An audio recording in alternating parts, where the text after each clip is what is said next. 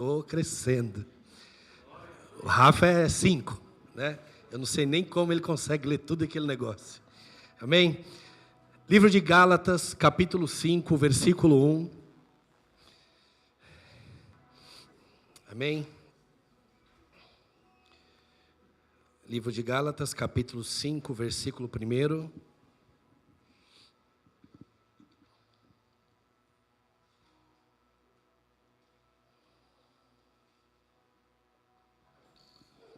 Amém? A palavra diz assim: Cristo nos libertou para que sejamos de fato livres. Estai, pois, firme e não torneis a colocar-vos debaixo de um jugo de escravidão. Eu gostaria de falar um pouquinho nessa noite sobre liberdade. Liberdade, nós vamos olhar com alguns olhares, e isso vai depender muito da sua maturidade, de como você olha para essa simples palavra e como você vai enxergar ela. Quando você vê um jovem, vamos se dizer aí, um adolescente dizendo aos seus pais: eu quero ter a minha liberdade. Isso causa medo, né? Porque é perigoso hoje o que as nossas crianças e os nossos adolescentes têm visto por essa questão da liberdade, né? Quando você vê um idoso falando, eu quero a minha liberdade, você já fica mais tranquilo, por quê? Porque esse idoso vai querer sair, vai passear, vai dançar, vai curtir, mas o jovem não. O jovem, às vezes, ele vai olhar para esse conceito liberdade e ele vai enxergar ele de uma forma totalmente errada. Liberdade, segundo o dicionário de filosofia, vai dizer que, no sentido geral, o termo liberdade é a condição daquele que é livre. Capacidade de termos a liberdade é a condição daquele que é livre. Capacidade de agir por si próprio e a autodeterminação, independência ou autonomia. A primeira coisa que nós entendemos na palavra de Deus é que Deus não te criou para ser independente. Ele te criou para ser dependente. E quando você olha para a criação, de todas as formas, você vai enxergar isso muito claro. Uma árvore não se cresce só sem que algo do céu caia sobre ela, que é a chuva, não é? Então, você vai ver que toda a criação, ela depende de alguma coisa que vem do céu. Os pássaros, alguém aqui anda alimentando os pássaros lá na sua casa? Colocando todo dia uma bandeja de alpiste, colocando todos os dias frutas para os pássaros? Não, você não coloca, mas elas são cuidadas, e por alguém, e esse alguém é o seu Criador. Então a liberdade que nós vemos, ela é uma liberdade que infelizmente, essa palavra, ela foi trocada de certa forma na cabeça de algumas pessoas, de liberdade para libertinagem. E quando me vem essa questão de liberdade, eu penso logo na questão da escravidão, né? Pessoas eram presas, pessoas eram acondicionadas a fazer serviços braçais muito forte, pessoas que precisavam trabalhar sem recompensa alguma, e para que elas pudessem ser libertas, precisava-se ser pago um preço por elas. E alguém ia lá, e até mesmo, às vezes, esse próprio escravo, ele trabalhava muito, ele conseguia juntar os seus recursos, conseguia as suas economias, para poder comprar a sua carta de alforria, comprar uma carta de liberdade, comprar a sua carta de libertação. E quando nós olhamos para dentro do cristianismo, nós podemos ver que Cristo pagou um preço muito alto, para que eu e você pudéssemos ser livres. E aonde é que nós precisamos entender essa liberdade? Viver sem Ele, viver sem Cristo, é rejeitar a sua libertação, é rejeitar aquilo que Ele está oferecendo para nós, é rejeitar tudo aquilo que ele sofreu. Quando nós decidimos viver de uma forma que não seja uma liberdade no próprio Cristo, nós decidimos andar com as nossas próprias pernas, e isso é um perigo terrível. Por quê? Porque imagine que você está passando por uma situação muito difícil, um problema de saúde, um problema financeiro, enfim, qual ele seja.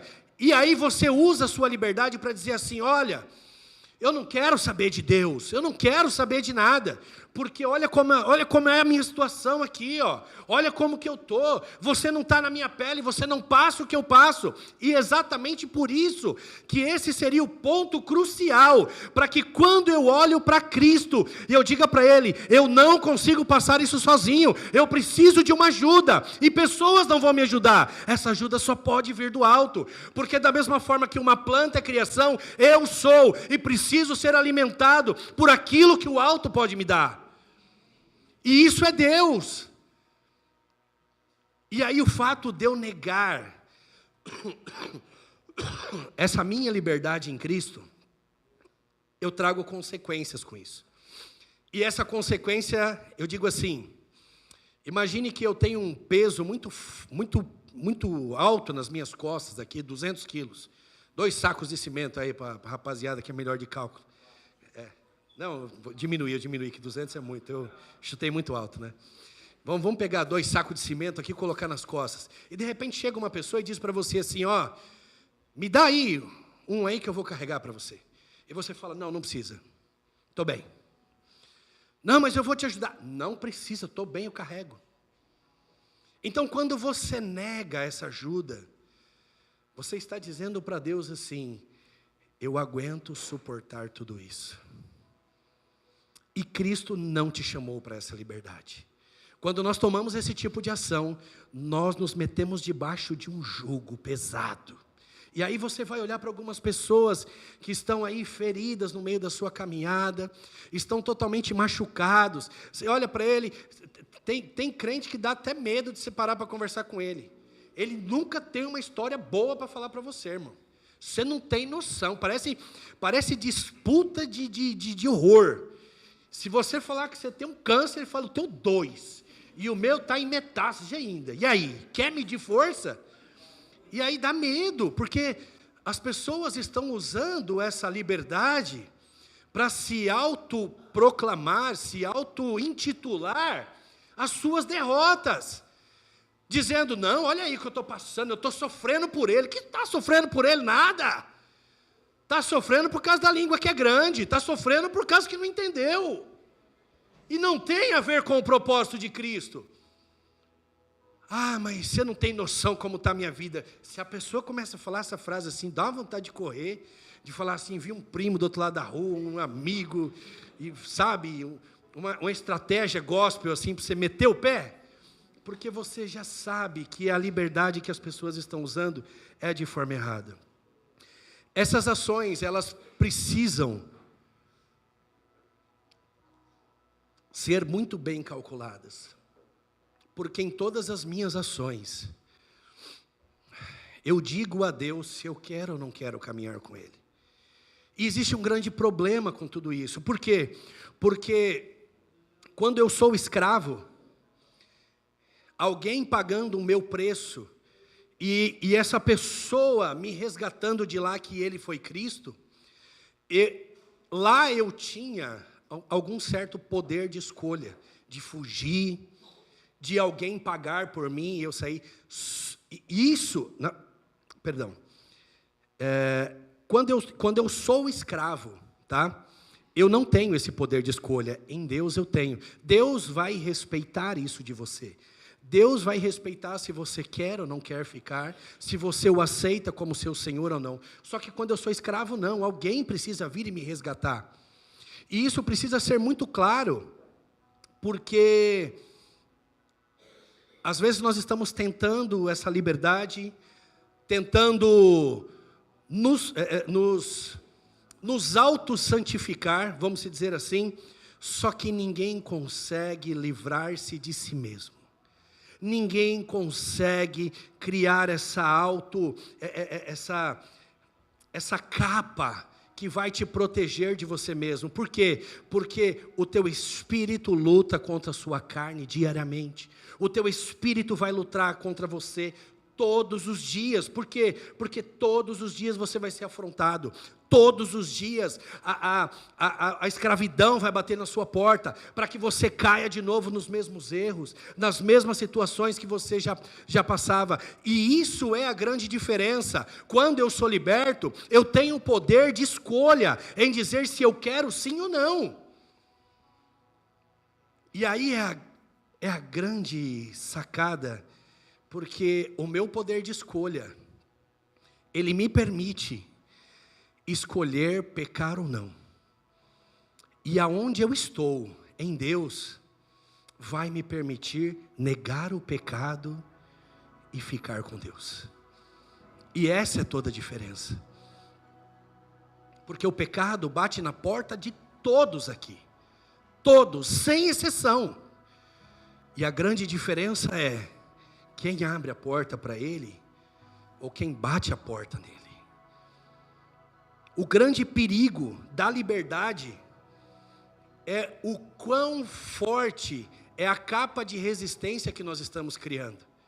E essa capa de resistência vai fazer com que Deus consiga agir mais rápido na sua vida, ou agir de uma forma mais demorada.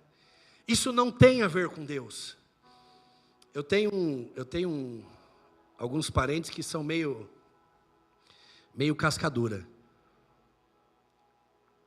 E o pessoal é meio duro de coração. E aí um dia eu estava falando com a Vanessa, eu disse assim, eu descobri uma coisa. Vocês já viram aquele termo assim, eu cheguei no fundo do poço? Tem pessoas que foi lá no depósito de material do diabo, comprou uma pá e disse assim, ó, ainda não é o suficiente, dá para cavar um pouco mais. Quando o seu nível de resistência é muito alto, e isso sendo usado de forma errada, ele só faz com que a ação de Deus na sua vida demore muito mais. Porque não tem a ver com a liberdade nele, mas tem a ver o quanto que você permite ela entrar dentro de você. O quanto você permite ela agir na sua vida. O quanto você quer que essa liberdade toque você, toque a sua casa, toque a sua família. Porque a liberdade, ela tem uma condição. Ela precisa ser acessada. Eu ouço algumas pessoas dizendo assim, graças a Deus que nós vivemos no tempo da graça. Irmão, a graça, ela é muito pior do que a lei. Porque a lei te dava regras. E a graça condiciona você a gerar um monte de regra dentro de você. Porque ninguém vai chegar em você e perguntar como é que foi a tua semana de oração. Como que foi aqui os 21 dias, você de fato jejuou os 21 dias? Como é que está a tua devocional? Você lê a palavra todos os dias? Você tem feito alguma coisa todos os dias? Quando você chega na porta da igreja, não tem um checklist te esperando. Porque a graça, o que Deus está querendo dizer com isso? A lei, eu vou colocar lá uma tábua com 10 mandamentos dizendo, é aquilo que vocês têm que seguir. A graça é diferente, a tábua está dentro de você. E não tem quem te cobre, a não ser você mesmo e o Espírito Santo. Então não tem essa de você olhar e dizer assim, não, estou bem. Por quê? Porque dá para pregar em pecado? Dá. Dá para cantar em pecado? Dá. Dá para dançar em pecado? Dá. Só não dá para ir para o céu. Só não dá para mim usar a minha liberdade de uma forma errada. A liberdade que a mim foi concedida não foi para ser direcionado com perdão da palavra, por esses porcarias youtubers que andam querendo dizer para você o que é, o que não é, o que você deve seguir. Quando você tem pai, quando você tem mãe, quando você tem pastor, quando você tem pessoas que caminham do teu lado, e as pessoas se importam de fato com você. O que nós precisamos entender é que a liberdade que foi nos concedida não é para pecar, mas é para escolher não pecar. E para isso que foi. Então imagina você, Deus olhando lá de cima, e aí te servem aquela bandeja, aquele pratão, e você falou, não é para mim. Esse dia eu vi um videozinho tão bacana, tinha uma menina gaúcha, e gaúcho fala tão legalzinho, né? Eu não sei se é gaúcho, porque Piá, eu acho que é Rio Grande do Sul, e Guri é Paraná, eu não vou lembrar isso. Não, Guri é Rio Grande do Sul e Piá é Paraná, E aí a menina falou assim, toda eufórica, falou assim, eu tava ali, né? Aí o Piá chegou e fez assim, ó. Aí eu olhei para ele assim e falei assim, tá suja a minha boca? Aí ela falou assim, não tá não, o Piá fez assim. Aí eu estava lá, de repente ele chegou em mim e falei, pode dar um beijo? Aí eu lembrei da pregação do pastor Rafael, ela fala bem assim, lembrei da pregação do pastor Rafael, sentei o braço na cara do Piá. Sentei o braço na cara do Piá, e eu comecei a dar risada, mas olha que interessante. Ninguém estava perto daquela menina. Sei lá se o Piá sabia quem ela era, mas ela ouviu a pregação do pastor, e ela ainda fala assim, e o pastor falou que a gente não pode estar se pegando. Então, na hora que eu percebi, eu lasquei a mão na cara do Piá. A postura dessa menina foi, eu tinha a oportunidade de ficar com aquele menino, mas eu lembrei de uma palavra que foi lançada, e eu escolhi não fazer. Ela usou a liberdade dela para não fazer aquilo que era errado, e ela fez o que era certo. A liberdade, ela só existe em Deus. Qualquer liberdade que seja fora disso, está errado. Uns tempo atrás nós tínhamos uma mesa de debate aqui, aí nós falamos um pouquinho a respeito de livre-arbítrio. E o livre-arbítrio é uma palavra que, na minha ideia, alguns teólogos vão discordar de mim, mas na minha ideia ele não existe. Por quê? Porque quando você fala de arbítrio aos rapazes aí do futebol aí, a gente já pensa na arbitragem. E o que aquelas pessoas da arbitragem estão fazendo no jogo? Julgando o jogo, dizendo até onde eu posso ir, até onde eu não posso, se eu cometi falta eu paro, isso, enfim. E o que seria livre-arbítrio? Eu tomar as minhas ações sem que houvesse consequência alguma, sem que eu pudesse ser penalizado por aquilo que eu fiz. E não é esse o mundo que nós vivemos.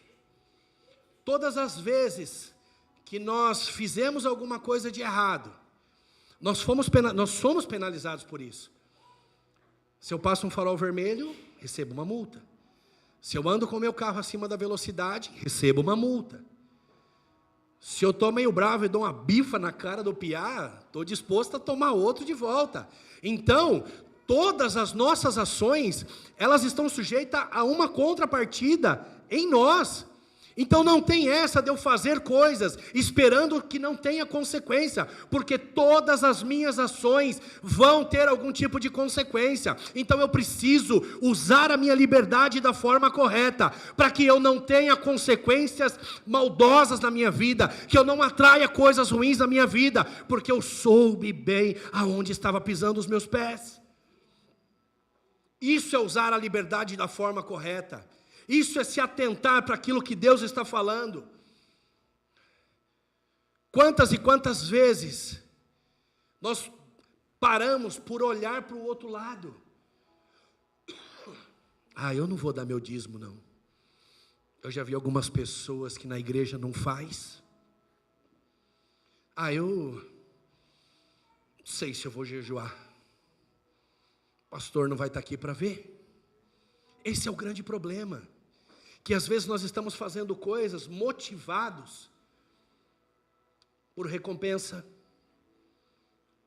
através do serviço, querendo agradar alguma pessoa.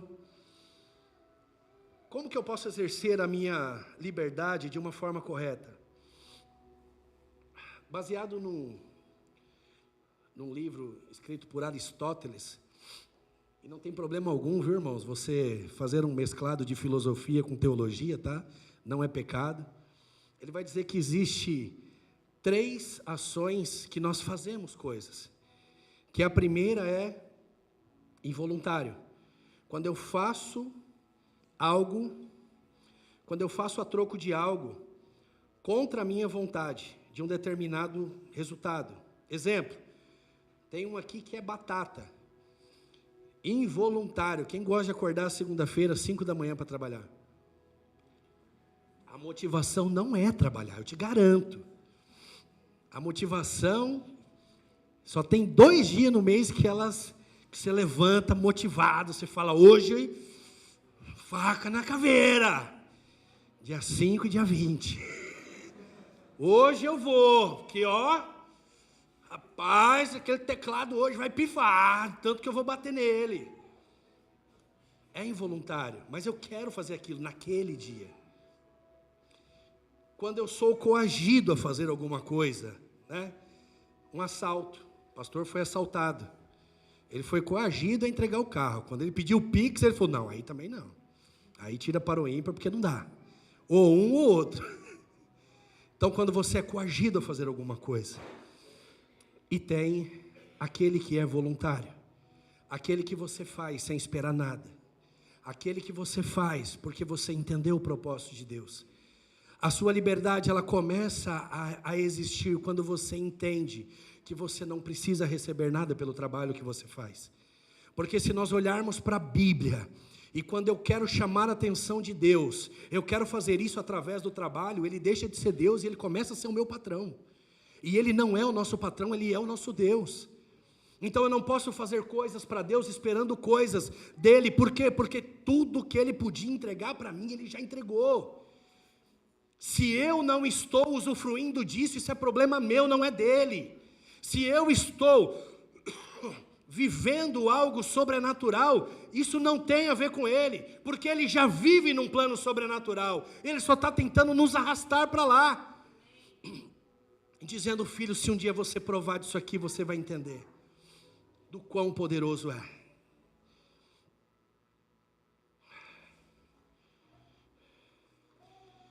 Tem um texto na Bíblia que eu gosto muito dele, e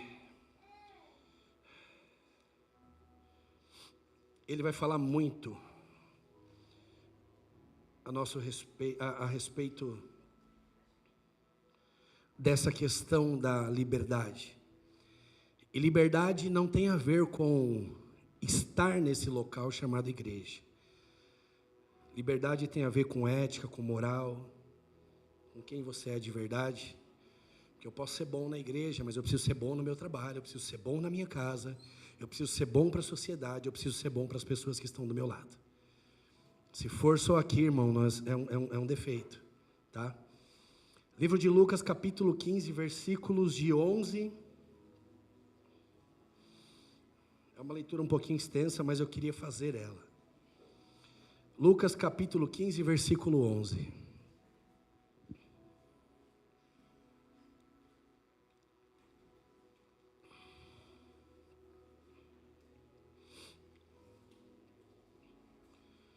Encontraram?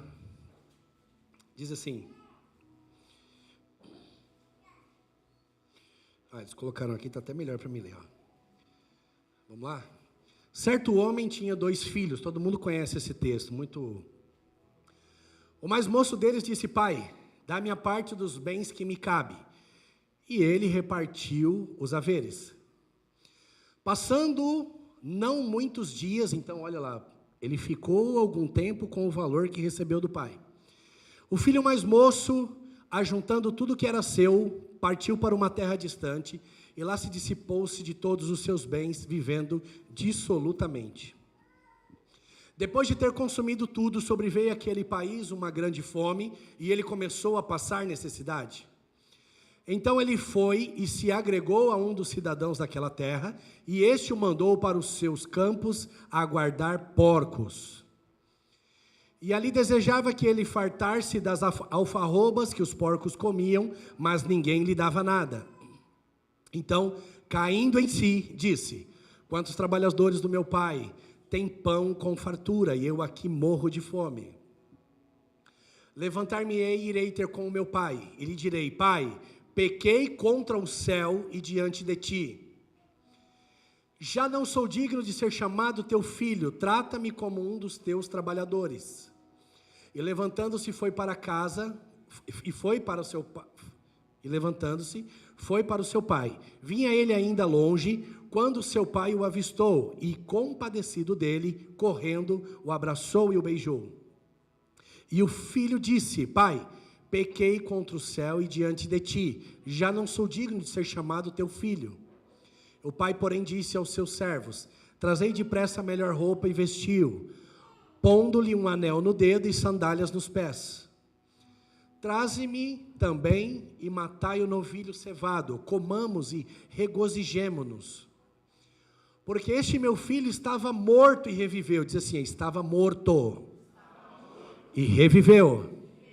Estava perdido e foi achado, e começaram a regozijar-se. Ora, o filho mais velho estivera no campo, e quando voltara, ao aproximar-se da casa, ouviu música e as danças. Chamou um dos criados e perguntou-lhes que era aquilo. E ele informou: veio teu irmão e teu pai mandou matar o novilho cevado, porque o recuperou com saúde. Ele se indignou e não queria entrar, e saindo, porém o pai procurava conciliá-lo.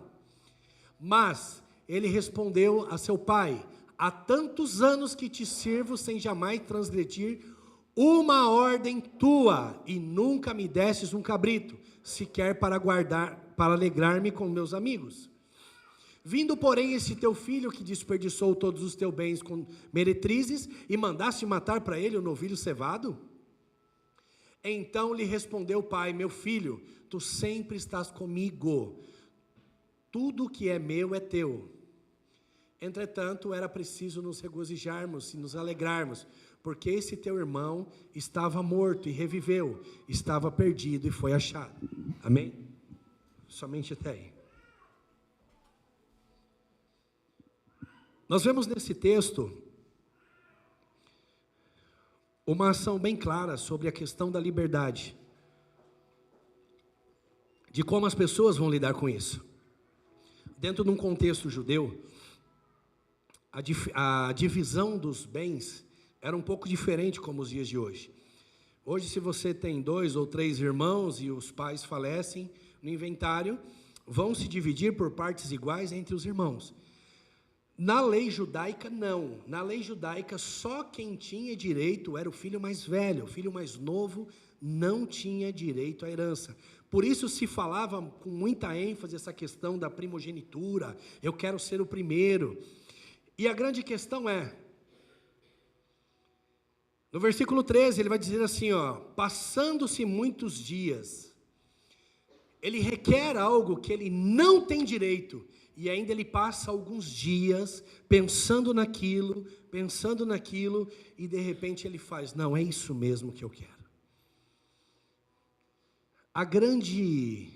O grande problema é, ele não passou orando, ele não passou buscando, ele não passou fazendo nada, ele só passou os dias pensando naquilo que podia massagear o ego dele, aquilo que ele podia se sair bem. Não, eu com essa dinheirama toda, eu vou sair, eu vou gastar, eu vou me divertir, eu vou fazer tudo que der na minha telha. E esse é o grande problema. Quanto mais as nossas ações massagear o nosso ego, é aí que você começa a entender que Deus está longe dela, porque o reino de Deus não tem a ver com a minha e com a sua vontade, mas tem a ver com a vontade daquele que nos chamou. E todas as vezes que você busca essa sua vontade, aí está o erro, porque não tem a ver com a minha e a sua vontade, tem a ver com aquilo que Deus nos direcionou. Segundo ponto, ele pede uma coisa que ele não tinha direito. Terceiro ponto, herança é uma coisa que a gente só retém, só recebe de quem já morreu. Ele estava tão destinado, ele estava tão focado no que ele queria fazer, que ele não se importou em dizer: pai, para mim o senhor que morra, mas dá o que é meu. E às vezes nós agimos num egoísmo tão grande dessa forma, por usar a nossa liberdade, que a gente não se importa com quem vai sofrer, mas nós fazemos e pronto. Eu não quero saber quem vai sofrer, o importante é que eu vou estar bem. E o evangelho não tem a ver com a massagem no seu ego, o evangelho tem a ver com a morte dele. Todas as vezes que você matar esse homem aí, esse camarada que você acorda todos os dias e olha no espelho, esse é o princípio do evangelho. Ele precisa morrer todos os dias, ele precisa. Por isso que é tão difícil ler a Bíblia, por isso que é tão difícil jejuar, por isso que é tão difícil você fazer a tua devocional, porque isso é carne. E a liberdade em Cristo está quando você olha para lá e diz assim: olha, eu tenho a opção de não fazer, mas eu escolho fazer. Eu quero, porque eu vou matar esse miserável aqui que quer me matar todo dia. A carne está ali todos os dias brigando isso, aquilo, outro. Terceiro ponto. O orgulho. O orgulho te leva à prisão de uma forma terrível. Como diz a canção, o orgulho tirou-nos do jardim, né? Se ele conhecesse o pai de verdade, que ele tinha, ele não teria medo de voltar para a casa do pai. Mas ele preferiu comer lavagem de porco. E quando ele chega perto do pai, ele falou: pai, pequei contra o céu e contra ti. Eu falhei, pai. Eu não sou digno de ser nem como um dos seus trabalhadores. E o pai falou para ele: filho, você não está entendendo nada, filho. Porque aqui o amor do pai, ele jogou fora tudo aquilo que você fez. Quem é você para lembrar dos seus pecados diante de Deus, se Ele os pagou e jogou fora? Quem é nós para ficar todas as vezes que nós entramos, mas eu sei que eu sou pecador? Ele sabe, ele estava lá todas as vezes, ele viu todas as vezes. E quando ele reconhece isso, o pai fala assim: não, você não tem noção não, filha. Hoje é festa. Só que tem uma coisa muito interessante nesse texto. Quando o filho volta, ele diz assim: vamos fazer uma festa, porque ele era morto e hoje reviveu. Mas o camarada não estava vivo? Não estava lá trabalhando na lavoura? Estava lá servindo os porcos, né? Estava lá normal, é isso que a Bíblia está dizendo, né? Mas esse relato é um relato do pai, não é um relato do filho, tá? Olha que pesado isso, mas todas as vezes que eu uso a minha liberdade de forma errada e me afasto do pai, para o pai eu estou morto. Como assim? Porque você vai caminhar sozinho.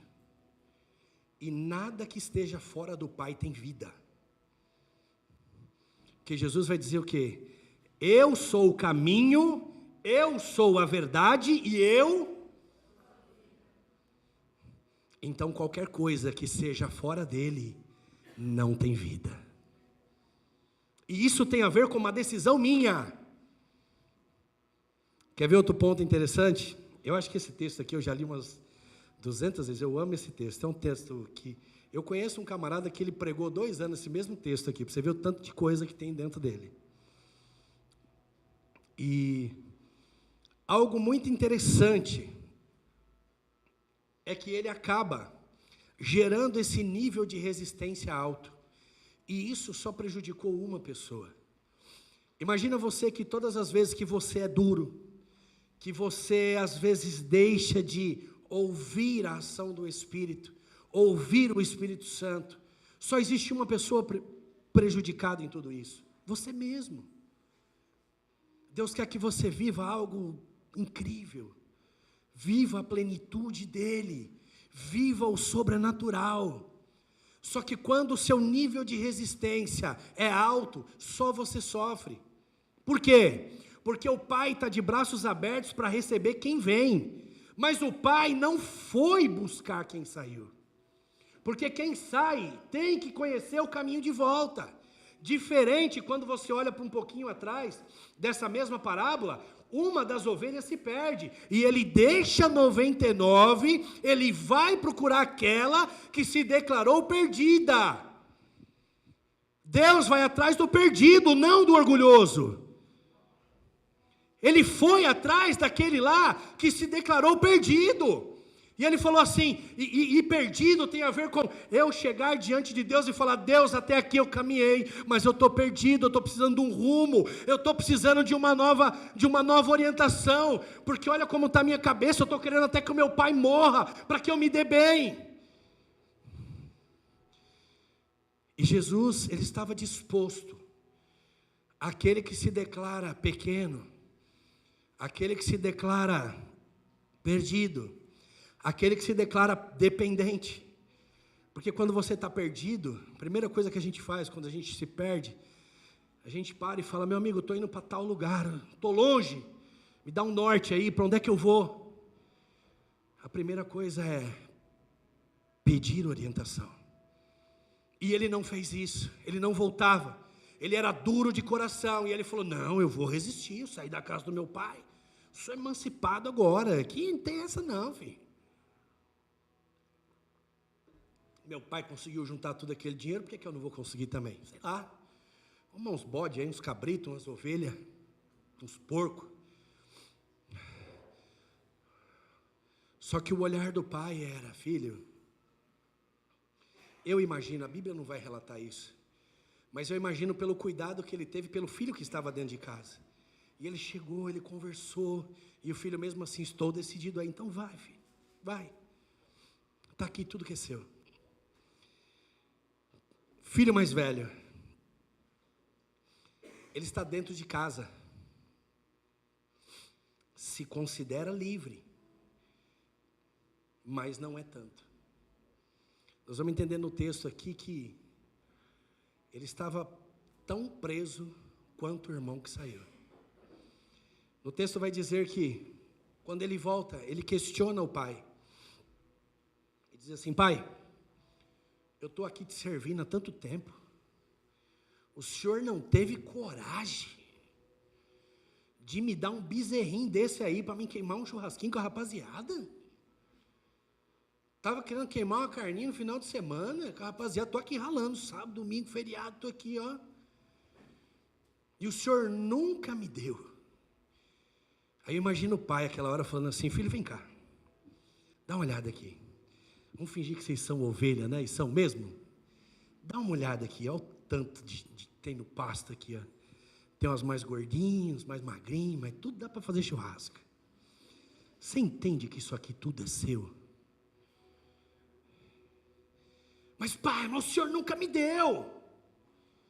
Mas você entende que é seu? Mas o senhor tinha que ter trago. O senhor não mandou matar, não tirou os pelos, nem nada. Eu estou aqui, estou te servindo. Mas você entendeu que é seu? Sabe qual é o grande problema? Quando nós tentamos chamar a atenção de Deus da forma errada. Sabe o que ele quis dizer para o pai? Ah, agora eu vou juntar com os dois pés no peito. Porque, ó, trabalho das 6 às 10 da noite. Aquele lá gastou tudo. Só sabe esbanjar, aquele malandro lá. Gastou isso, aquilo, outro. Mas eu estou aqui trabalhando. Eu estou aqui, ó, ralando. Ele tentou chamar a atenção do pai da forma errada. Ele tentou chamar a atenção do pai através do trabalho. O senhor está vendo que eu estou aqui? Chego nos ensaios aqui, ó, tudo certinho.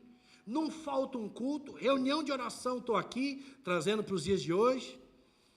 Veio com a família, está todo mundo aqui. E Deus estava dizendo para ele: filho, sabe o que é mais doido de tudo isso? É que isso pouco me importa. se você vem ao culto ou não.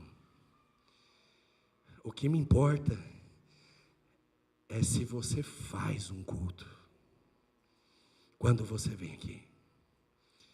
Eu estou pouco me importando se você chega no horário do louvor, mas o que me importa é se quando você está ali, é de verdade. Porque não tem a ver com bater o cartão de ponto. Isso daí você vai fazer a partir de segunda-feira. Adoração não tem a ver com isso, adoração tem a ver com liberdade. E liberdade tem a ver com eu adorar a Deus em todos os sentidos, de todo o meu coração, de todo o meu entendimento, não importa onde, porque eu sou livre. E isso é o que me importa. E aí nós vamos ver duas coisas terríveis. Que o filho mais novo, ele usa algo que ele não tinha direito.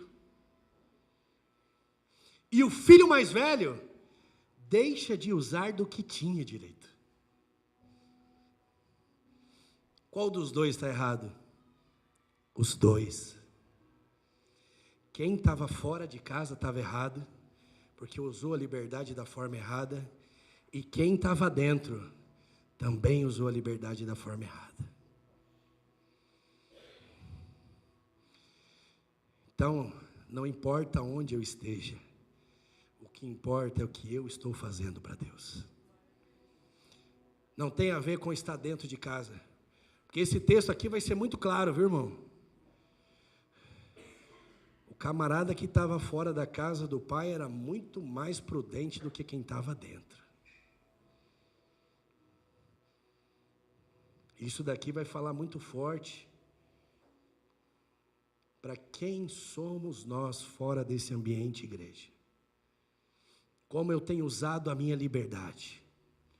Como eu tenho usado isso que Deus tem entregue nas minhas mãos. A Bíblia vai ser clara quando ele diz que Abraão saía da sua terra, ia para alguns lugares, aonde o Senhor ia direcionando, porque Gênesis capítulo 12, ele vai falar assim, ó, sai do meio da tua parentela, do meio da tua terra, e vai para um lugar onde eu vou te mostrar. Ele não sabia para onde ia, ele só sabia que era para sair. E aí, ele ia. E quando ele parava num lugar, ele falava assim, vamos fazer um culto aqui agora. Vamos fazer um sacrifício. Ia para outro lugar, vamos fazer um sacrifício. Ia para outro, vamos fazer um sacrifício. Porque não importa onde eu esteja, o importante é quem eu carrego.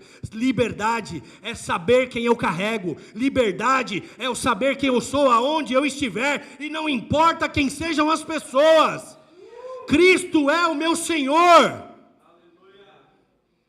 E isso é fundamental na minha vida. Usar a liberdade da forma errada. Não importa onde você esteja. É a sua mente que às vezes vai estar sendo utilizada da forma errada. E você fala, Deus me deu liberdade. Nós vivemos no tempo da graça hoje. A graça é maravilhosa. É por ela que você vai ser salvo, mas é pela essa mesma graça que você pode ser condenado. Eu falei para o pastor que qualquer dia eu vou fazer uma ministração da pior frase que a gente pode ouvir na nossa vida. Eu comentei na célula. Aparta-te de mim porque eu não te conheço. Você já pensou ouvir isso de Deus? Você já pensou ouvir isso? Você chegar lá e falar, que Deus?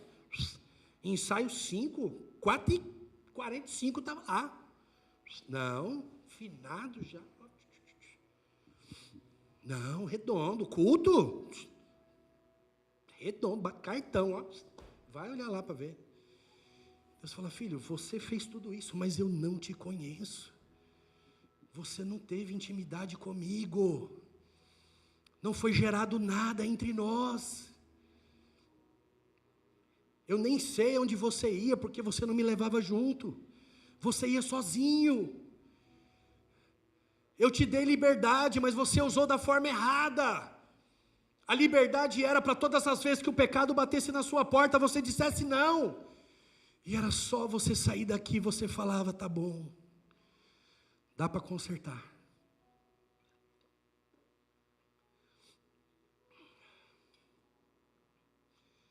A A liberdade que Deus quer, que mesmo todas as vezes que eu errei, assim como o filho mais novo, ele chegou e disse assim: Pai, eu reconheço que eu pequei contra o céu e contra ti. Antes de eu me consertar com qualquer pessoa na terra, eu preciso estar alinhado com Deus. E ele fez isso, ele disse assim: ó, eu pequei contra os céus e contra a terra. Eu senti o perdão do Pai para depois vir falar com o meu. Eu senti algo que tocou dentro de mim aqui. E aí ele vai até o Pai. O grande problema de tudo isso é que nós não queremos trazer espiritualidade para dentro das nossas coisas. Nós queremos resolver. Nós queremos tratar as coisas do nosso jeito, usar a liberdade do jeito que nós quisermos e pronto, acabou. E o Senhor está querendo que você use a sua liberdade da forma correta, para você ter uma expressão de adoração, para você adorar ao Senhor onde você estiver, para você ser um embaixador de Cristo onde você coloca a planta dos seus pés, para que as pessoas no trabalho saibam que você é crente, para que as pessoas que você caminha, que são seus amigos, saibam, a ponto de chegar e falar assim: olha, esses dias eu estava sentado num lugar, e tinha uma pessoa, e eu achei aquilo muito bacana, e ela quase soltou o palavrão e ela engoliu ele. E eu achei muito, não era crente, mas eu achei muito interessante, sabe por quê? Porque ela respeitou a minha autoridade naquele lugar. Olha que incrível isso. O fato de alguém saber que você é crente, não dá liberdade deles fazerem o que estão acostumados a fazer, só por respeito a você. Tem uma analogia que o pastor Cláudio Duarte uma vez fez, que eu achei muito bacana. Chegou uma pessoa, e ele chega e fala assim para o camarada, dizendo assim: viu, ô pastor, o camarada chega nele e fala: pastor, vou fazer uma festa lá em casa, mas nem todo mundo é crente, mas o rapaz gosta de tomar um negocinho e tal, eu queria saber se eu posso pegar lá, coisinha pouco, umas 3, 4 caixinhas de cerveja, de garrafa, né, só para os meninos se divertir. Aí ele falou assim: não vejo problema nenhum, cara, normal, você está bem com isso? Ele falou: tô, tranquilão, então beleza, pode pegar. Ele falou: então vamos fazer assim, mas antes de você sair, deixa eu te perguntar uma coisa. Quando você vai na festa na casa deles, quanto tempo eles ficam sem beber porque você está lá? Ô pastor, pegou pesado, hein? Eles ficam: não. Filho, da hora que eu chego estão bebendo, na hora que eu estou estão bebendo, na hora que eu saio estão bebendo. Não, só isso aí que eu queria falar para você. Não, pastor, obrigado, vamos beber no inferno, não vou gastar dinheiro com nada. Eles que vão se lascar para lá. Por quê? Porque nós tentamos nos adaptar a coisas que não tem essa necessidade. Eu não preciso me adaptar a lugar nenhum para que as pessoas reconheçam o Cristo que eu carrego. Elas têm que entender que eu sou um embaixador de Cristo, porque eu sou livre para carregar esse Cristo aonde eu quiser, da forma que eu quiser falar. E se ela não aceitar, a Bíblia vai dizer que isso é um problema dela. Mas a nossa responsabilidade é carregar esse Deus conosco, porque nós somos livres, irmãos. Nós somos libertos. O preço que foi pago não foi para você ser livre uma semana, não foi para você ser livre um mês, não foi para você ser livre há 15 dias, não. Foi para que você fosse livre por toda a eternidade. Então, abrace isso com toda a sua força, com todo o seu entendimento, e viva da melhor forma possível. Seja livre na sua adoração, seja livre na sua expressão, seja livre da forma que você quiser, mas represente Deus com sua vida. Carregue Deus consigo. E quem gostou, gostou. Quem não gostou, meu irmão, beijo. Mas eu estabeleci o reino de Deus naquele lugar. Eu estabeleci a presença de Deus naquele lugar. Do que depender de você. Seja livre nas suas ações. e Cristo seja o seu foco principal. Apresente Cristo, fale de Cristo, mostre Cristo. As pessoas precisam ver Jesus em nós, e isso é liberdade. Não nos coloquemos debaixo de um jugo pesado, do qual Ele tem nos tirado essa liberdade, tirado essa forma de expressão que nós temos. Jesus quer fazer nessa noite com que coisas que eu não conseguia, comece a conseguir. Que eu use a minha liberdade da melhor forma possível. É nele.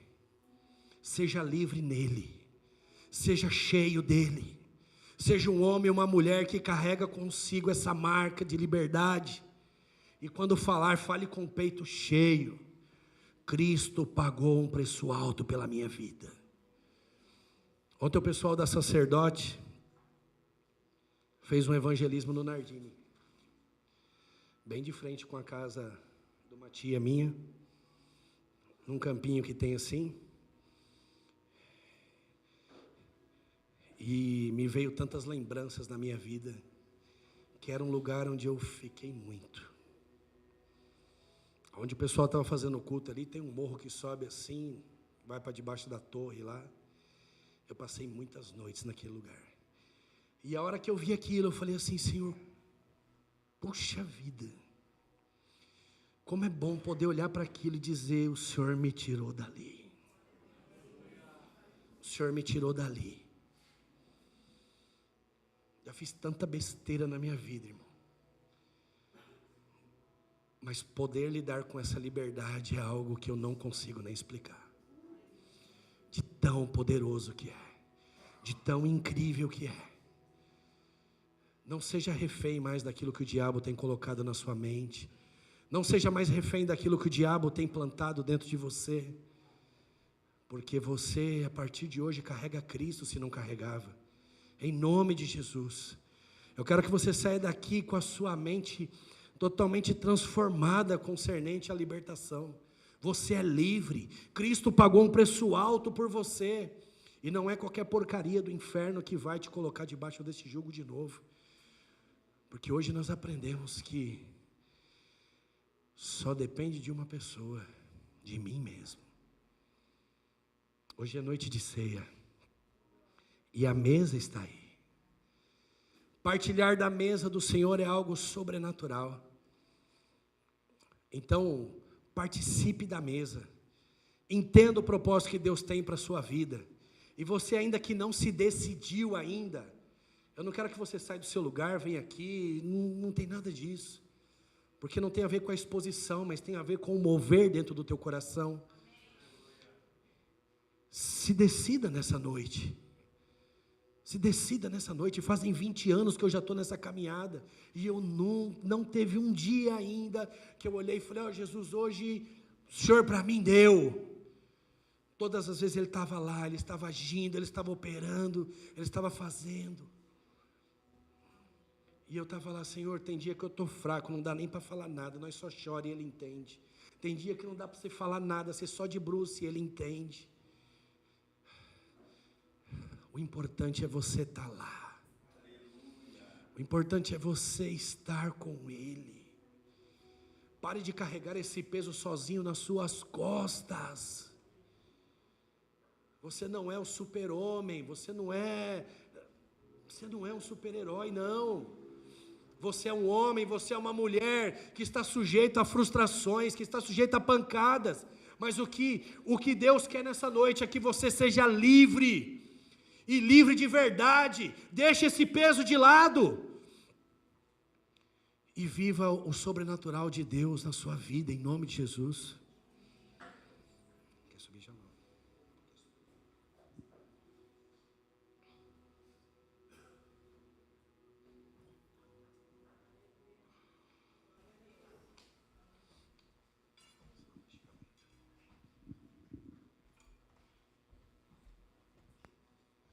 A pergunta que eu quero fazer para você: